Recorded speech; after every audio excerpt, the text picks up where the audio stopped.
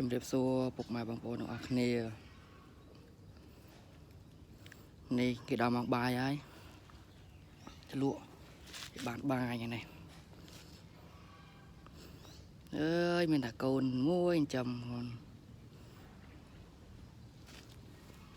មកបាយដាក់ឲ្យផឹកថ្ងៃងាយថ្ងៃ3ពេលដូចតែគេធម្មតាដែរនៅតែរៀងអត់ធំតើណាបងប្អូនមើលរៀងស្គមបងប្អូនក៏ទៅសัตว์សូមឲ្យខ្ញុំដើរតាណាក៏តាមដែរយើងចាំវាស្គាល់អត់ដេញមកវិញដល់ពេលមកវិញរត់ក៏ត្រោងហើយឈ្មោះគេឆ្លក់អាហ្នឹងថៃបាញ់ខ្ញុំហៅវាឆ្លក់បងប្អូនមកកតុយវាពណ៌សសបល់លុយពណ៌ផ្សេងអញ្ចឹងសបល់3ហាឆ្លក់ហ្មងទៅ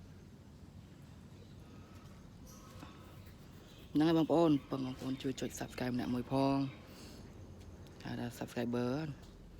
ឬក៏សញ្ញាកណ្ដឹងដើម្បីបានទទួលបានវីដេអូថ្មីពីខ្ញុំបាទ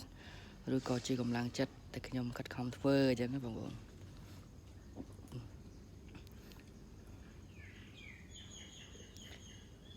មើលគេផឹងស៊ីបាយច្រើនណាកូនចាប់ធំសង្ឃឹមថាបងប្អូនជួយគ្រប់គ្រងជួយ Subscribe ម្នាក់មួយចាប់បានឡើង Subscribe ច្រើនបងប្អូនខ្ញុំបាទនឹងធ្វើផលិតវីដេអូថ្មី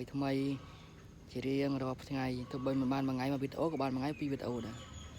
បាន2ថ្ងៃមកវីដេអូដែរបងប្អូនមើលអាហ្នឹងគេមិនសូវមានសាច់ចឹងគេមិនសូវសប្បាយចិត្តទេស៊ីដាក់ឆ្អឹងស៊ីបាយអង្គៀមយូរណាហ្នឹងហើយបងប្អូនអរគុណដែលបានជួយគ្រប់គ្រងវីដេអូបងប្អូនទស្សនាសូមជូនពរបងប្អូនសុខភាពល្អរកស៊ីមានបានជួបតែហេងទាំងអស់គ្នា